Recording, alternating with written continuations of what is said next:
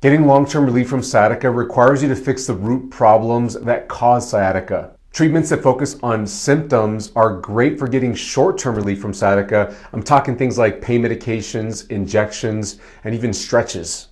And they're definitely helpful in allowing you to feel like you're better able to walk and move around, especially when sciatica is really bad and you feel debilitated. The problem is they don't treat the root problem, which is getting stability in your lower back and hip or pelvis bones. In this video, I'll be covering the top 5 exercises that you need to be doing to get long-term relief for sciatica.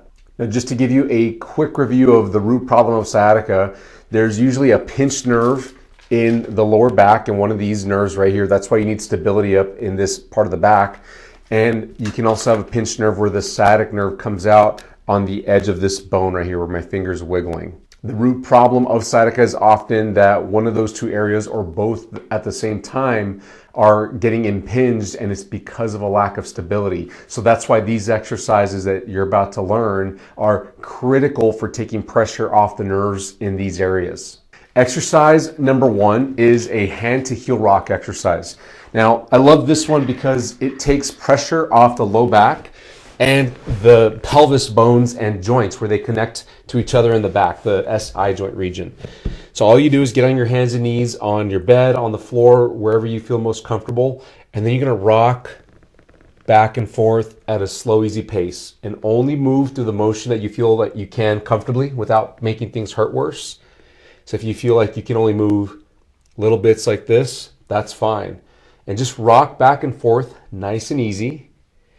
You can go all the way back as you gain more motion. Very often when I start patients with this exercise, they start with little motions because they're uncomfortable. They haven't been able to stand up straight or move well. And as they keep going within the same first time they're doing this exercise, they end up going all the way back. They get some more mobility. Now this exercise is super easy to do. And as long as you can get up and down onto a bed or the floor, then it's easy to do it often, which is what's important. Many people think that doing this exercise once or twice is enough to get the relief, the benefit of the exercise, but really that's a tiny dose. You need to be doing this hourly if you're very severely flared up with sciatica. I would look to do 30 to 60 reps, which will just take you a few minutes depending on how fast you go. And I would do that every hour while you're dealing with a flared up sciatica situation. It's important to do it that frequently because those joints in your low back and in your pelvis, the hip bones, they need that frequent mobility, and the muscles also get stiffened up because those nerves that are affected end up connecting to the muscles, and the muscles can tighten up and not move very well. So you need to free up the muscles and the joints using this exercise. It's an offloading exercise, so for 99% of people with sciatica, they should be able to do this as long as they can kneel and move just fine. And if you're having trouble kneeling, you can do a standing version of this that looks just like this. You would stand and lean on something like so, and just rock back and forth as much as you can comfortably. It's the same concept, except it might be a little more aggravating if you do it in standing versus in kneeling. So I really encourage you to try to get to kneeling. And if your knees bother you, get some pillows under your knees so that it's more comfortable. Figure out a way to make it tolerable on your knees. The reason why standing is not as recommended as the kneeling version is because when your legs are straight, like when you're standing, it actually puts a bit more tension through the sciatic nerve. Plus you're more weight bearing, so it's not the ideal situation, but it can still be very effective for somebody who's just in desperate need of some movement and can tolerate standing just fine. Now, the second top exercise is lower abdominal squeezes. Now, this is one that you just need to figure out. It's more of a brain exercise. It's how your brain connects to your abdominals. You've got to figure out how to get your lower abdominals working. And here's why. There's a little bit of science behind this. There's science behind all of this. If you think of your abdominal muscles, they run from the bottom edges of the rib cage and down to the top edges of your pelvis bones right here, and they fill in all this space. And if your belly button's right here in the middle, then you can cut the abdominals into an upper half and a lower half. Well, most people, when they suck in and tighten up their abs, they're tightening up from the top part right here. And the muscle fibers that make up the abdominal muscles right here, those muscle fibers attach to the rib cage, of course, directly, and they have attachments that go to the upper part of the low back. So if you're working on abdominal exercises and you're feeling your upper abdominals working all the time, then you're getting a lot of stability for the upper back. But usually in sciatica, it's the lower part of the low back that you need to get more stability in. That means you need to get those lower abdominals below the belly button to work better. And the other benefit of getting the abdominals down here to work is that they have attachments to the rim of these pelvis bones, which offers stability to the pelvis bones too. So the first thing that you need to do is just sit somewhere comfortably, and ideally where your legs can go away from your body a little bit. So like I'm on a treatment table here, but my legs are down, they're not up here.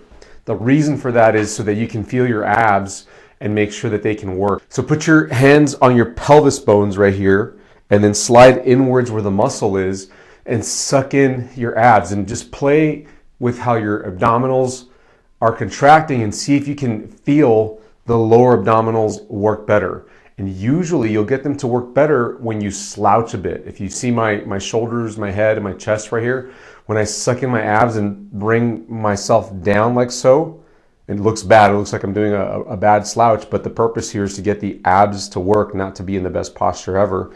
If you can feel your lower abdominals starting to tighten up, then you're headed in the right direction. Now you're probably also feeling your upper abdominals working quite a bit. That's okay when you're starting out, but what you need to practice here and get obsessed with, because it's going to matter for later exercises, is you need to make sure that you can consistently tighten up and even hold your lower abdominal muscles in. It should feel like you're sucking in the lowest part of your lower abdominals right above the pelvis bones. Now do this in sitting like I am right now, and then try it lying down. And when you lie down, you have to do that same slouch maneuver that I'm teaching you, but it's gonna look a little bit different because you're gonna feel like you're pushing your back down against wherever you're lying down. So lie down, you can have your knees bent or straight, it doesn't matter. I tend to teach people with their knees bent first, then flatten the back out just like that.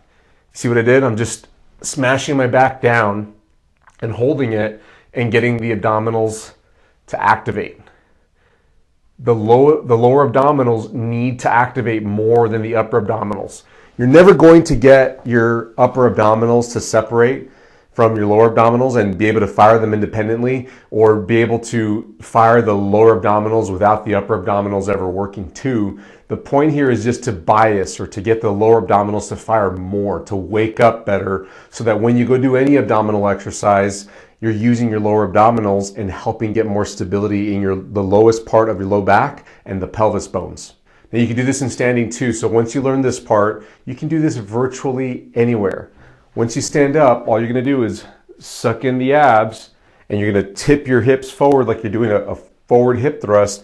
You might even feel your glutes working, which is actually the next exercise, but focus on just the lowest part of your low abs. My belly button's right here, so lower abs are below that, and I'm trying to draw in from this part to get that to tighten up. This should feel comfortable. It should not aggravate any sciatica symptoms. Nothing on this video should aggravate sciatica symptoms. If it does, you're doing it too hard, too intensely. It could just be that your nerves are very irritated, and anything you do is going to irritate them. So you don't want to be doing these exercises. Even though they're a good thing for the long-term relief of sciatica, if you're very flared up, back off, let yourself rest and calm down for just a few hours, maybe a day or two at most, and begin to do light versions of these exercises so that you can get relief eventually. Now, you need to master getting these lower abdominals working well. So you need to do this very frequently. I tell my patients to do this every hour. I tell them hold it for 10 seconds, feel your lower abdominals working, whether you're standing, sitting, or lying down, it doesn't matter. Just get those abdominals working, hold it for 10 seconds, and repeat it 10 times every hour that you're awake. And do this for as many days as it takes for you to get your lower abdominals working very well and not overpowering every abdominal motion with your upper abdominals. Exercise number 3 is isolated glute squeezes. Now this one is just as important as getting the lower abdominals to work, and you might have already been feeling your glutes working, which is great. That means your body's coordinated. But many people that have sciatica don't have the coordination that you need, and that's what we're building here. We need to get the lower abdominals and the glutes to give you tons of stability in your lower back, so they need to be working together simultaneously most of the time. Now I'm teaching you to fire your lower abdominals and then fire your glutes, but if you feel both working at the same time, that's just fine. That's where we're headed anyway. You just need to develop the awareness, the consciousness of firing each muscles, so that when you're going into more advanced exercises, because these aren't the only exercises you need to do, this is just the beginning. Fixing sciatica for the long term is a progression over time and making sure that you maintain your strength over time so that you're not going back into having recurring sciatica every few months. So glute muscles back here, they cover the SI joints, which is a common problem in sciatica issues. If you can get great glute strength, then you can provide tons of stability to the area and even free up a locked SI joint. Now, the easiest way to do it is in sitting, wherever you're sitting. If you're sitting right now, just think about tightening up your butt muscles. You'll see my body go up a bit. That's what should happen. And if you need to get in a more comfortable chair, get your feet on the floor and just squeeze your glute muscles. Tighten them up and hold it for 10 seconds. Now, just make sure that you're not also tightening up your thigh muscles on the front of your thighs, even on the back of your thighs, your hamstrings. The reason why you don't want to tighten up your thigh muscles is because those thigh muscles attach to this pelvis bone here, and it can shift it out of position and actually cause more compression on the sciatic nerve. So just using your glute muscles is the goal here. So only squeeze as intensely as you can without also making your thigh muscles work. If you think of 100% glute contraction, back off to 90, 70, maybe even 50 or 20, so that you can get your glutes to work and hold it for 10 seconds, and don't let your thigh muscles start to overpower the contraction. Now, this isn't just a seated exercise. You can do this in lying down on your back or in standing as well. You can virtually do it in any position you feel that you can activate your glutes in, but I'm teaching you practical ways to do this throughout the day, because these exercises are to be done throughout the day. You need to be able to translate this into standing at the grocery store or maybe at work if you're sitting or standing. You need to be able to do these things there so that you can get more consistent sciatica relief and train your body to hold itself upright, to support itself, so that you can get long-term relief and you're not getting recurring sciatica problems. So try this lying down on your back, just like this. You can have your legs bent or straight, just like the abdominal one. I'll start people with legs bent typically. And you do want to flatten your back and get those lower abdominals to work, and then squeeze your glutes here, tighten them up, and try not to use your thigh muscles. You're probably going to feel your thigh muscles working right away, so you have to really concentrate, focus. You might pause this video to not hear me talk for a moment so you can just be with your own thoughts about getting your glutes to work, and just squeeze them. It helps also to open your knees up like a birthing position and squeeze them from there. And some people just do better with their legs straight. I actually feel a lot better with my legs straight, and trying to keep the knees just relaxed. Don't try to straighten out your knees, because then you're definitely going to use the front of the thighs. So for me, when I fire my glutes, my knees actually bend just naturally. They just kind of want to bend. And I'm tightening up my glutes there very well, and my thighs are pretty relaxed. Hold this for 10 seconds. Do it 10 times, and now we get obsessed with this one too. Between the lower abdominals and the glutes, you need to be doing this all day long, every hour, every 30 minutes if possible, holding it for 10 seconds. And I tell people to do it 10 times, like 10 times in a row, take a little rest break in between. But the patients that I've had that are most successful, they say, you know what, I don't even count. I don't even have an alarm going off like I used to. I just consciously am doing it throughout the day. My glutes are tightening up, my abs are tightening up, and I'm actually sore and tired in my glutes and abs by the end of the day. Not more painful in my sciatica, I'm just tired in my muscles. And I always tell them, that's what we need. Tired muscles, you'll recover from really fast. Sciatica, aggravated nerves, that's not going to be a fast recovery. So do this in standing too. You can just stand up. You have to tilt your hips just like this so that you suck in your abs. Your chest and shoulders are going to come down potentially. And then you should feel your glute muscles working. And as you hold it for 10 seconds and as the reps go by, you should feel like you're fatiguing a bit. It looks like this from the front. You're just shoving your hips forward. And you can do it real subtle. I'm kind of exaggerating right here. But you can do it in a way that nobody's really noticing that you're doing it, so that you don't feel weird about it. Once you feel like you've got your lower abs and your glutes working well, it's time to strengthen them. The past two exercises, the abdominal holds and the glute holds, are more getting the coordination, getting your body to figure out how to fire the right muscles. And the very first one is just a mobility exercise. That's just getting your movement back so that you can then work on the coordination. These next two are going to be strengthening exercises. So the first one is a lower abdominal strengthening exercise. You're going to be on your back just like this, knees bent. Fire those low abs. Your glutes might work too, that's fine. Then you're gonna reach your hands out towards your knees, and then you're gonna lift your head up, bring your chin to your chest, and start to pick up your head and shoulders so that you're gonna do like a crunch motion, but you're gonna hold it for 10 seconds. It looks like this. Keep pushing your back flat and keep that head down, looking between your knees, because it makes your lower abs really work. And the point here is not to come up all the way, it's to come up enough to make your lower abs work. Because if you start coming up all the way, there comes a point where it kind of gets easier and your body gets more upright and it just stacks itself. You don't have to work your muscles as much. The point here is not to do a full-on sit-up. It's to get your lower abdominals to tire out, fatigue, so that they can get stronger as the days go by. So flatten your back, reach your hands out, chin to your chest, come up. Keep your feet down, hold it for 10 seconds, and you're gonna get shaky. I'm shaking already. After 10 seconds, you can relax. And if you're not feeling it in your lower abs, you need to go back and work on the lower abs stuff. You may not be ready for this. Don't proceed into this if you're using your upper abs, because you're gonna make it worse. And some people will do this with their legs down. I caution you on doing that if your sciatica is very flared up, because when your legs are down like this, it actually adds more tension to your sciatic nerve. It might be aggressive on your sciatic nerve. So knees bent is usually the first place to start, but if you can tolerate it just fine and your sciatic nerve is not talking to you, it's not getting worse as you're doing this with your legs straight, then it should be okay too. If you're doing it with your legs straight, you're gonna push your back down the same way. My knees are bending here. Reach towards your knees, and everything else is the same. Keep your feet down. They're gonna wanna float up. You don't wanna let your feet up here, because then you're going to activate the hip muscles in the front right here. That's what helps raise your legs, and it's going to tip your pelvis incorrectly and just make you compensate in ways that you don't need to be compensating. It's going to add to the sciatica problem.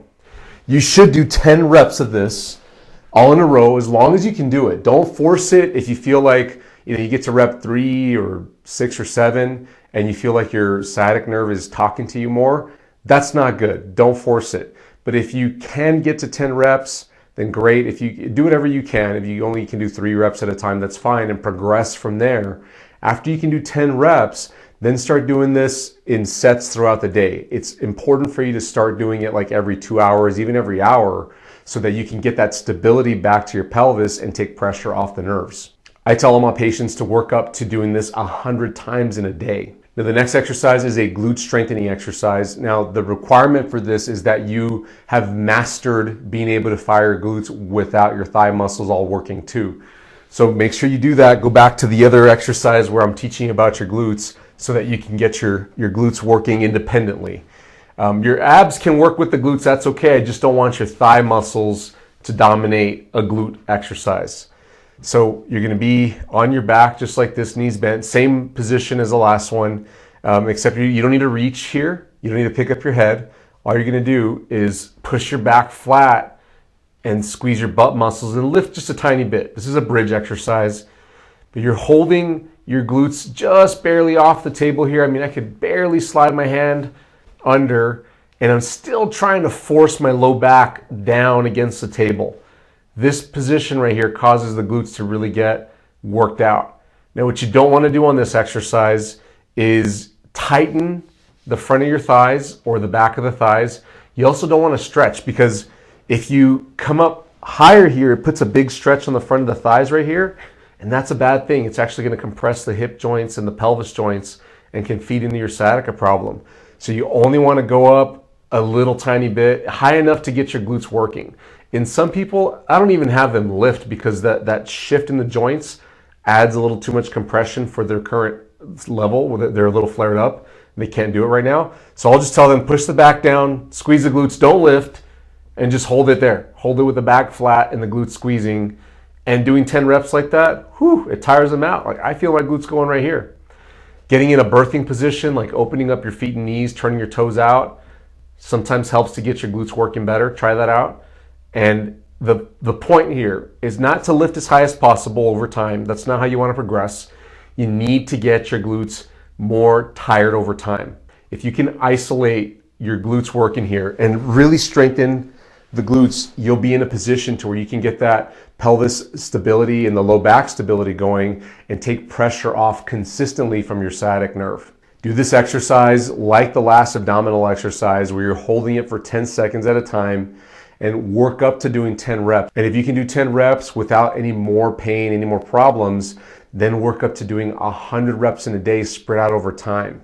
Eventually, as you get better at the abdominal and the glute exercise and you're getting towards 100 reps, you can begin to do all the reps together, but it's important at the beginning to spread it out over the day so that you can get consistent stabilization of your lower back and pelvis around the clock. Hey, I've got a bonus exercise for you. This one requires some equipment. That's why I didn't include it in the top 5. This one's a little harder to access. A device like this you may have in the gym, or maybe you do own one at home. You need some place that you can hang your bottom half from. Now, I get asked all the time, is inversion table upside down hanging good for sciatica? And it can be, but it's not as good as this. This, in my opinion, is the best because it doesn't flip you upside down, so all the blood isn't rushing to your head, and it also allows you to do some exercises using those glutes and abdominals like we just talked about. So if you can get in a device like this and put your elbows on here and dangle your lower half, and then do that same abdominal exercise that I showed you where you're doing this motion where you're sucking in your abs, pushing your back flat and squeezing your glute muscles. It should feel like the glutes are tightening up a lot and your abdominals are tightening up. Now, I like this device specifically because there's a pad back here, so I'm pushing my low back into the pad, so it gives me some direct feedback. But if you don't have a support like this, then you could just push your back backwards without a pad there and you'll be fine as well. Just as long as you get the right muscles activating those lower abdominals and the glutes. If you have a hanging bar, like a pull-up bar, this could work too. If you just hang from here and you do the same motion, that flies too. You'll be just fine with that. That just requires some grip strength, which not everybody's got. So I like the elbow supports the best. These are a little long for my elbows, so I don't use them. And I'm just sucking in my abs, pushing my back flat. Legs kind of just do whatever they want. I am focused on squeezing my glutes here and my abdominals, holding it for 10 seconds, more if possible. And I love this because it's taking pressure off the low back. It's decompressing the SI joints as well, and it's forcing you to use your most stabilizing muscles. And I feel it. Here's my belly button right here. Everything below my belly button, it is activating extremely well, and I get my glutes working to a lesser degree, but they're working too.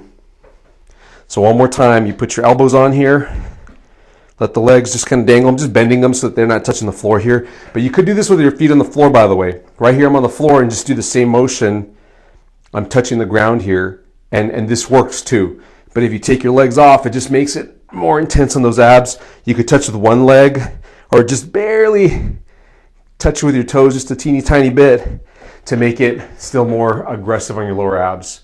This should not hurt your sciatica. It should feel beneficial for it. If you feel like it's making your sciatica symptoms worse, you're just not ready for this. This is a little bit more advanced. But if you can get to here, it can really save pressure on your discs and joints in your hips and pelvis and your low back. Hey, I hope this video was helpful for you. Give it a thumbs up if you thought that it was. Don't forget to share this with somebody that you think is suffering from sciatica and needs some help. And please subscribe and turn on your notifications so that you don't miss out on any of the helpful videos we post every week. I'll catch you in the next video. Bye-bye.